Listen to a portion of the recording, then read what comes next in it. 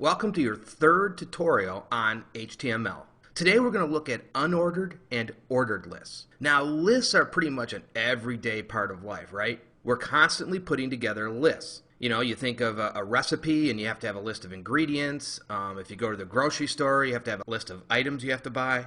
And if you look at virtually every web page, they will always have some sort of list. And whether that's a menu or just a bullet list, we're always putting together lists. Now, HTML provides two main ways to do lists: unordered and ordered lists. And as we looked at in the previous lessons, it's just a simple tag that we need to create. And so an unordered list is created with the UL tag, and an ordered list is created with the OL tag. Now I will say right off the bat that unordered lists is kind of the default thing people use when they're designing websites. I would say ordered lists are used to a lesser extent, but we'll look at both of these today. Now what's common to both unordered and ordered lists is the LI element tag. Now the LI element is actually the list item, and I will show you that here in a few minutes. So again, unordered lists and ordered lists. And again, both will use the LI element tag, which is embedded inside either the OL or the UL element. And so let's first take a look at an unordered list.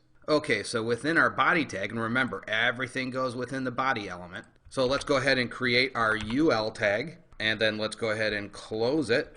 And now we've got our unordered list element. Now let's hit the tab button so that we can read these easier, and then create a couple spaces, and then we'll create our first LI tag. And remember, this is where our actual list element goes. So let's imagine we're creating a menu for our website, and we want to sell CDs, DVDs, and Blu-rays. So the first list item that we'll put will be CD. So again, we'll just close that, and we can go ahead now and just go ahead and copy and paste that, and we have to create another list item for our DVD.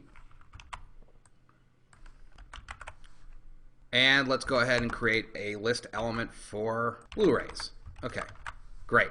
And actually let's create a space there, and now this is nice and neat. And so now we've got our nice list that we want to display on our web page, and of course we use the list tag to accomplish that. So let's go ahead now and render this web page, and let's save this as an HTML document.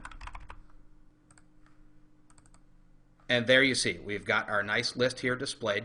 Now later on when we get to the CSS tutorials, we will actually use this HTML ordered list and create a very fancy menu. We'll use CSS to style each one of these list element tags and create nice hover menus and add colors and all sorts of things. But for now, you need to understand how the HTML works at a base level before we get to CSS. So let's go ahead and go back into the code, and we'll look at an ordered list now.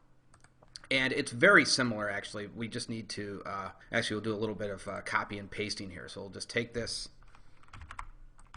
and we will just create our OL tags here.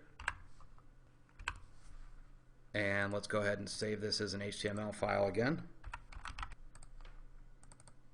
And there you see the difference. This is why this is called a ordered list, because we have numbers here. That's really the only difference. This one creates bullets, and this one creates numbers. So it's really what you prefer to use. Now later on when we get to CSS, like I said, we will style each one of these tags and create a lot of different effects. And one of the things you can do is you can actually remove these bullet points and numbers with CSS. But again, we'll get to that when we get to CSS. Okay, that's going to do it for this HTML video. I will see you guys in the next one.